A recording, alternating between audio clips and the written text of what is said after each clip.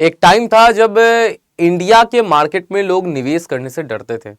कहा जाता था कि इंडिया का जो मार्केट है वो पॉलिटिकली उतना स्टेबल नहीं है और इसमें बहुत सारे रेगुलेशंस हमें देखने को मिलते हैं। अगर आपको कंपनी सेटअप करना, ठीक है, आपको किसी भी मल्टीनेशनल कंपनी को है, अगर उसको अपना ब्रांच सेटअप करना है तो सेटअप करना जितना ज़्यादा डिफिकल्ट है उतना ही ज़्यादा भारत से फिर निकलना जो है वो ज़्यादा डिफिकल्ट है। रेगुलेटरी प्रोसेसेस इतने कम्बरसम थे जिससे इंडिया का जो इस प्रकार का मार्केट है, जो अर्थव्यवस्था है, ना ही उसका चक्का चल रहा था आगे और ना ही जो इन्वेस्टमेंट्स है, चाहे जो निवेश है वो निवेश आ रहे थे, ना ही सर वो आप हम डोमेस्टिक के अंदर मतलब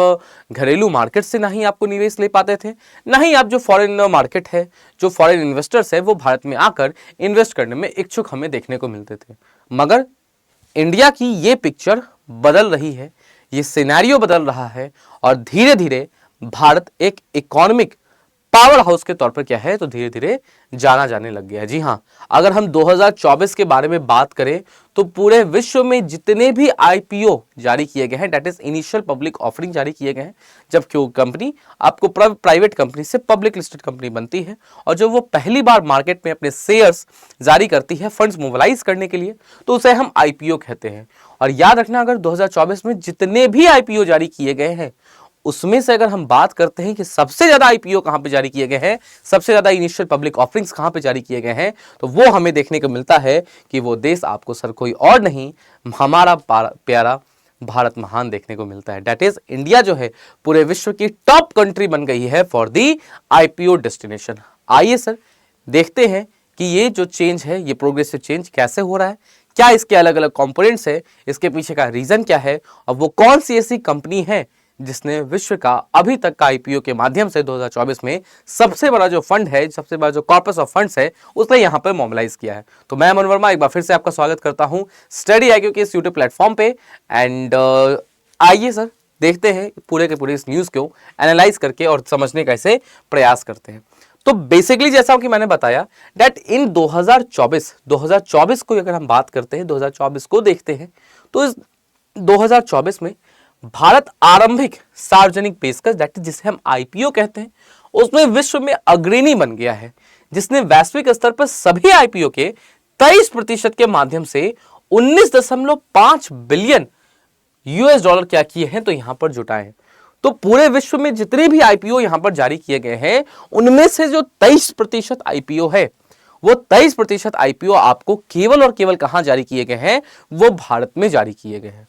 और इन आईपीओ के माध्यम से भारत ने आपको 19.5 बिलियन यूएस डॉलर जो फंड है वो मार्केट से यहां पर आपको मोबिलाइज किया है। This milestone shows how India standing in the global financial system has improved due to increase in venture backed initial public offerings. सबसे ज्यादा जो वेंचर कैपिटल का जो निवेश है वो यहां पे इंडियन कंपनीज में देखने को मिला है, यानी कि जो हमारे इस प्रकार के इन्वेस्टर्स देखने को मिल रहे हैं, जो वेंचर कैपिटल इन्वेस्टर्स हमें देखने को मिलते हैं, उनका जो कॉन्फिडेंस है वो अदर कंपनीज में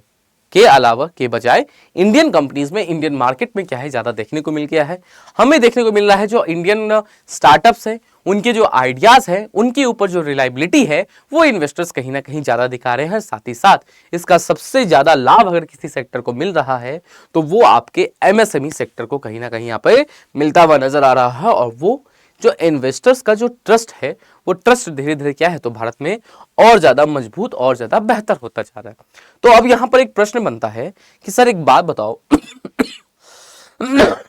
सर एक बात बताइए, भारत जो आज के टॉपिक इमर्जिंग लीडर के तौर पे खुद को स्थापित कर दिया है आईपीओ के मामले में, जो रिपोर्ट हमें ये बात कह रही है उसके पीछे का रीजन क्या है सर? तो उसके पीछे का रीजन है कि पिछले तकरीबन एक दशक से भारत ने किसी एक चीज के ऊपर काफी ज्यादा काम किया जिसे हम कहते हैं ईज ऑफ डूइंग बिजनेस। अगर हम ईज ऑफ डूइंग बिजनेस, जिसको आज के टाइम पे बदल दिया गया है, अब वो बी रेडी इंडेक्स है, ठीक है, तो वहां पे जो इंडिया की जो पोजीशंस है वो साल दर साल क्या है सर, अगर हम इकोनॉमिक सर्विस को देखें तो वो साल दर साल हमको इंडिया की जो पोजीशन है वो और ज्यादा क्या है तो बेहतर होती हुई नजर आती है। वैसे ही अगर हम 2024 के बारे में बात करते हैं तो सर देयर वर 268 मामले यहां पर क्या है जहां पर आपको आईपीओ जारी किए गए हैं। इनमें से 90 जो है वो मेन बोर्ड लिस्टिंग्स है और 178 आपको एसएमई लिस्टिंग्स के तौर पर क्या है हमें देखने को मिल रहा है। अब बात आती है कि सर इसका मेजर कॉज क्या है। तो जैसा कि मैंने बताया, भारत जहां पे पहले लाल फीताशाही का कॉन्सेप्ट चलता था, जहां पे ब्यूरोक्रेटिक डिलेस का कॉन्सेप्ट चलता था, जहां पे आपको बेसिकली जो एमआरटीपी एक्ट है वो चलते थे, अब उनके जगह पर जब एलपीजी हुआ और भारत और ज्यादा इन चीजों के ऊपर पिछले 10 सालों से काम करना चालू किया, तब यहां पर हमें देखने को मिल रहा है कि अब क्या है सर, रेगुलेटरी चेंजेस हुए हैं, ईज ऑफ डूइंग बिजनेस का जो माहौल है, बिजनेस सेंट्रिक इकोसिस्टम्स क्रिएट किए जा रहे हैं। आपको अलग से जैसे पीएलआई स्कीम्स वगैरह हो गए, मेक इन इंडिया हो गया, इन सारी चीजों से सरकारी मदद मिल रही है। उससे क्या है सर, जो इन्वेस्टर कॉन्फिडेंस है वो क्या है, वो आपको क्या है भारत के मार्केट में बढ़ गया है। In India the amount of money obtained through venture back initial offering has more than doubled since 2021। यानी कि सर 2021 में जितना हमको वेंचर कैपिटल इन्वेस्टमेंट देखने को मिल रहा था भारतीय कंपनियों के, आज के डेट में क्या है वो एग्जैक्टली उसका डबल हो गया है मात्र 3 सालों में। तो ये जो फिगर है ये ग्रोइंग, ये जो है फिगर, ये हमको एक ग्रोइंग इंडियन इकोनॉमी जहां पर इन्वेस्टर्स का कॉन्फिडेंस हमारे साथ है उससे दिखा रहे हैं। दैट इज, हम जब बात करते हैं ना कि भारत को 5 ट्रिलियन इकोनॉमी बनना है, forget about the 5 trillion economy. जब हम बात करते हैं एक लार्जर पिक्चर के बारे में कि 2047 तक भारत को एक विकसित राज्य के तौर पर खुद को स्थापित कर लेना है, तो वहां पर ये जो चीज है ये एक बहुत बड़ा पुश है और ये दिखाती है कि हमारा जो डायरेक्शन है वो राइट डायरेक्शन में भी हम क्या है सर, राइट डायरेक्शन में यहां पर हम चल रहे हैं। अब बात आता है कि सर एक बात बताओ कि सर वो कौन सी ऐसी कंपनी है, ठीक है, वो कौन सी ऐसी कंपनी है जिसने विश्व में एक अलग ही कीर्तिमान यहां पर स्थापित कर दिया है सर। तो याद रखना उस कंपनी का नाम देखने को मिलता है, वो जो इंडियन आईपीओ का मार्केट है वो उसमें कंपनी का नाम देखने को मिलता है Hyundai Motors India private limited, जिसने अपने आईपीओ के माध्यम से 27,870 करोड़ रुपए, that is 3.31 billion US dollar क्या किया, तो एक बार में मोबिलाइज किया है। ठीक है, तो एक बार में क्या है, एक बार में यहां पर आपको मोबिलाइज किया है सर। याद रखना दिस वाज 2024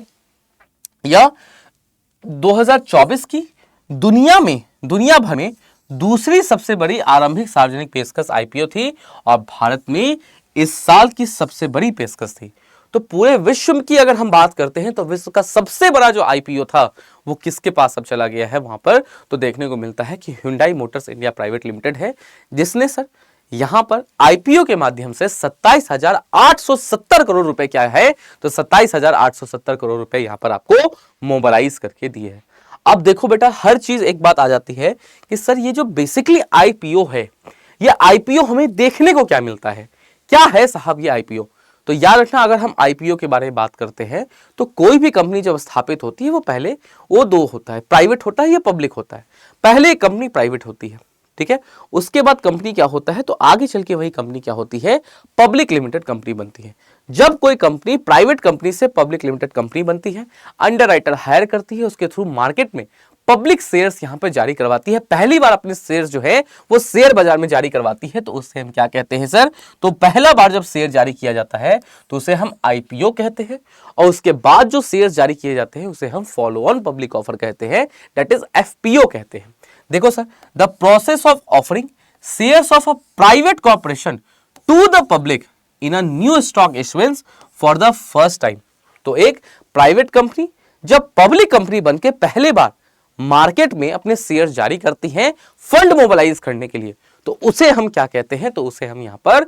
बेसिक क्या है, तो याद रखिए उसे हम आपको आईपीओ कहते हैं। और याद रखना आईपीओ जारी करवाने के लिए बहुत लीगल प्रोसेसेस होते हैं जो आपको देखने होते हैं। उसके अलावा आपको इस कंपनी को क्या है, तो एक अंडरराइटर क्या है, तो याद रखना इस कंपनी को एक अंडरराइटर हायर करना पड़ता है। This is usually a bank जो क्या करता है, तो यहां पर जो शेयर्स है वो शेयर्स यहां पर इसके लिए लिस्ट करता है, वो शेयर्स यहां पर इसके लिए जारी करता है। तो सब भारत की अर्थव्यवस्था ये वो अर्थव्यवस्था नहीं है, भारत को अब कमतर रखने का प्रयास नहीं करना। हमारी कैपेबिलिटीज तो थी, अब दुनिया भी मान रहा है, इन्वेस्टर्स भी मान रहे हैं कि अगर कहीं चलना है तो सब भारत के मार्केट में चलना है। आपको पॉलिटिकल स्टेबिलिटी,